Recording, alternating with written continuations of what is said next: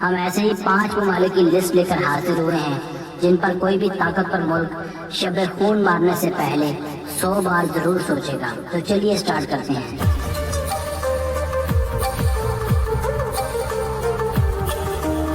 Number 5 Iran.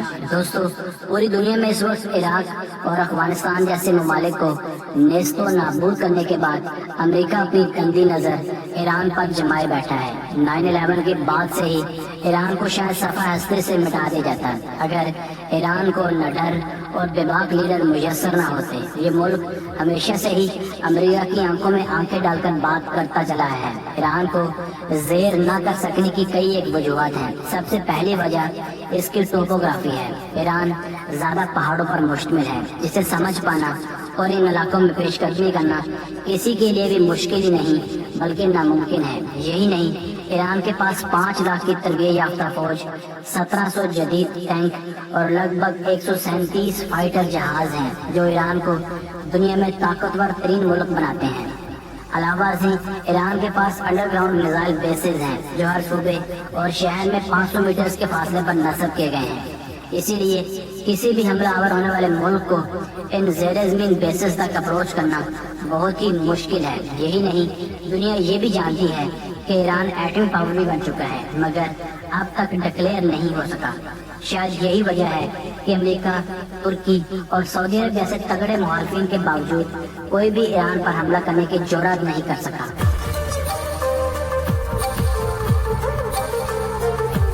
Number 4 north Korea. دوستو، ایران کے بعد نارتھ کوریا بھی ایک ایسا ہی ملک ہے جس کی امریکہ کے ساتھ نہیں بنتی، مگر چاہنے کے باوجود بھی امریکہ نارتھ کوریا پر حملہ کرنے کا سوچ بھی نہیں سکتا۔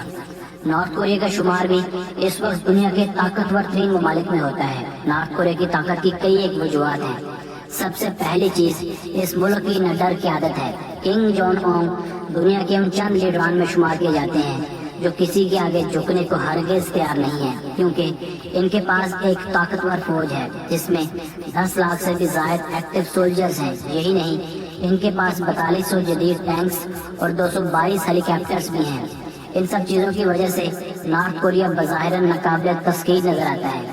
ایسا بھی شبہ ظاہر کیا جاتا ہے کہ نارتھ کوریا نیوکلیئر ٹیسٹ بھی کر چکا ہے اور ان کے ایٹمی ہتھیاروں کی رینج ساؤتھ کوریا، جاپان اور US تک ہے۔ یہی وجہ ہے کہ ساؤتھ کوریا، جاپان اور امریکہ ہمیشہ سے ہی خدشے میں رہتے ہیں۔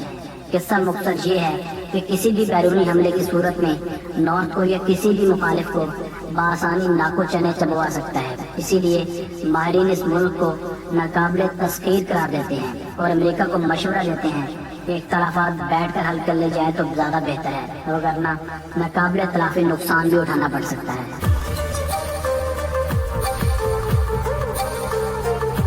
Number 3 Japan.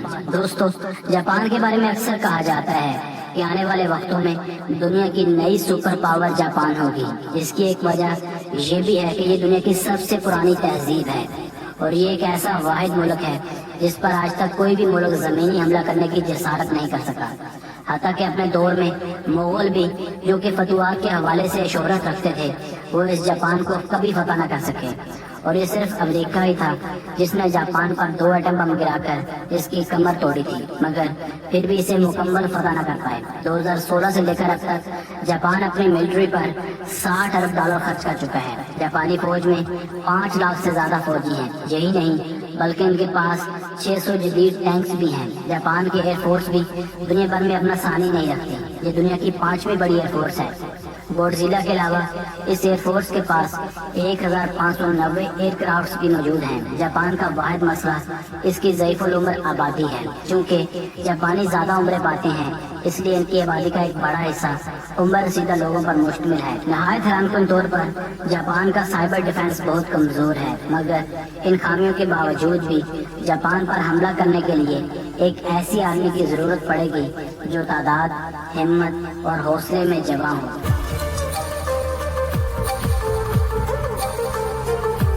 Number 2 USA۔ دوستو، امریکہ ہر سال اپنی ملٹری اور دفاع پر لگ بھگ $596 بلین کی خطی رقم خرچ کرتا ہے۔ یہ اخراجات 7 ترقی یافتہ ممالک کی افواج پر آنے والے اخراجات سے بھی کہیں زیادہ ہیں۔ دفاع پر خرچ ہونے والے $54 बिलियन रशिया के कुल बजट के 80% के बराबर है।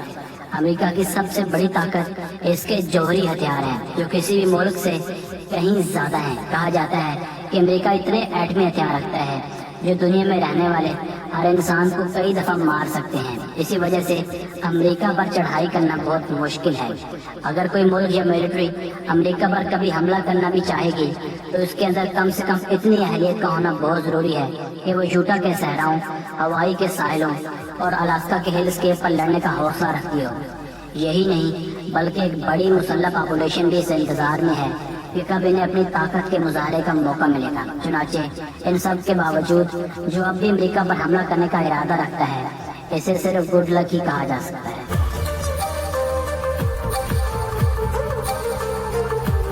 नंबर 1, पाकिस्तान। नाजरीन, दिफा, मिलिट्री और अज़म की बात हो तो पाकिस्तान को कैसे नजरअंदाज किया जा सकता है। वतन अजीज का दिफा और निडर फौज बिलाशुबा पूरी दुनिया में अपना कोई सानी नहीं रखती।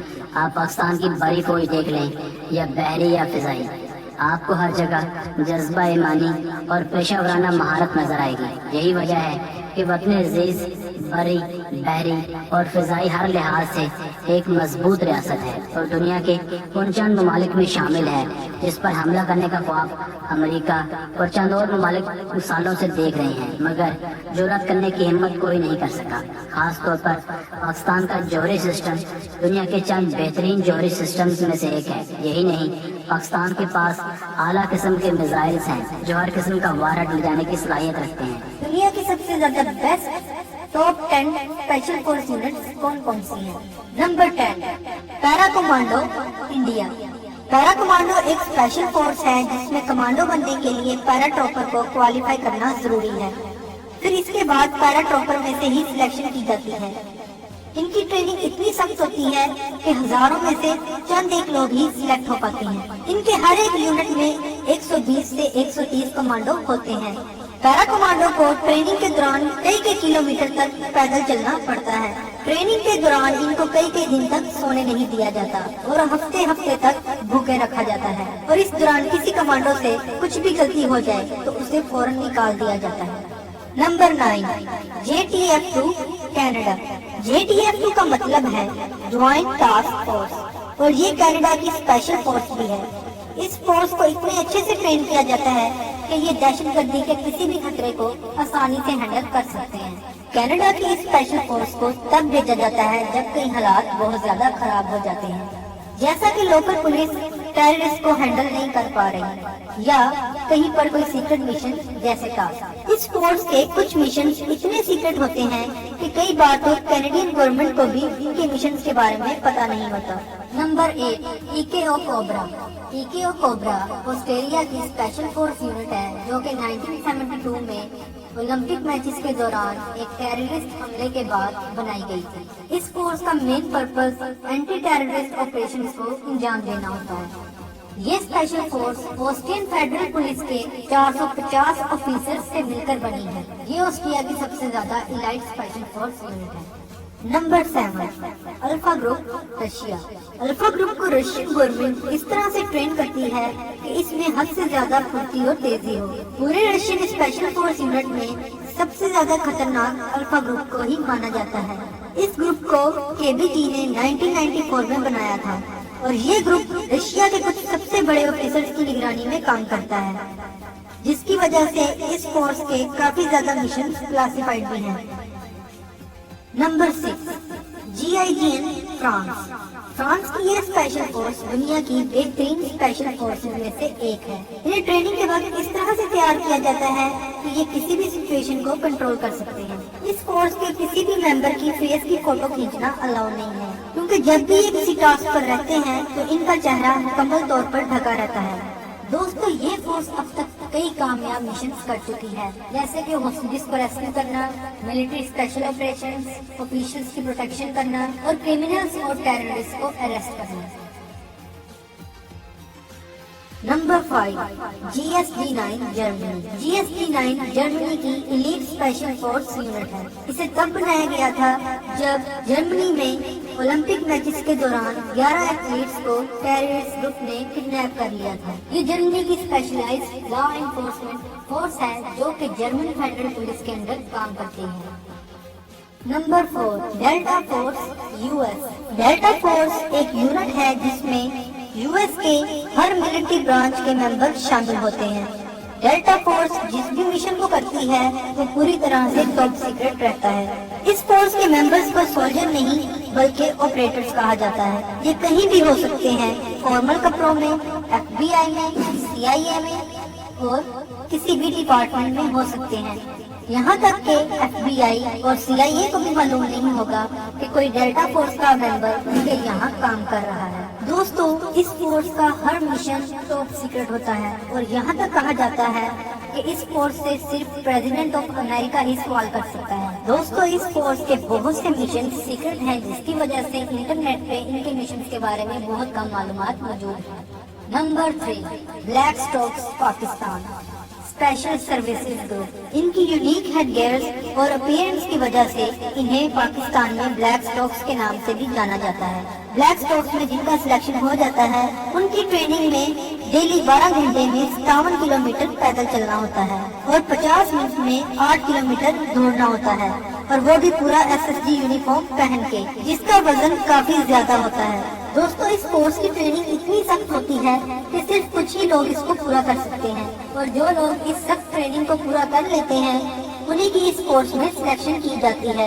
इनकी ट्रेनिंग इतनी सख्त होती है और इनको इतने अच्छे से तैयार किया जाता है कि ये किसी भी तरह के हालात में अपने मिशन अच्छे से कंप्लीट कर सकें, जैसा कि पहाड़ों, रेगिस्तान, पानी के अंदर और जंगल में मिशन के लिए किसी भी वक्त जाना पड़ सकता है। इस स्पेशल फोर्स यूनिट को ब्रिटिश और यूएस स्पेशल फोर्स यूनिट की तरह ही बनाया गया है।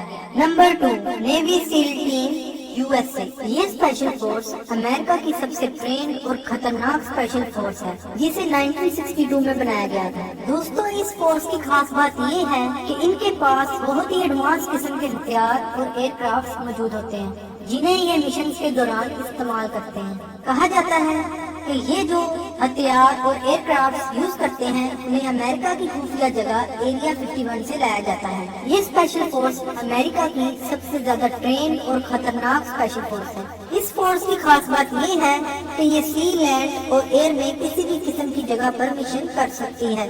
इस फोर्स की ट्रेनिंग इतनी सख्त होती है कि इन्हें ट्रेन करने में सालों लग जाते हैं। Number 1, SAS UK। पूरे यूरोप में कोई भी ऐसी स्पेशल फोर्स नहीं है जो ये दावा कर सके कि वो UK की SAS से ज्यादा काबिल है।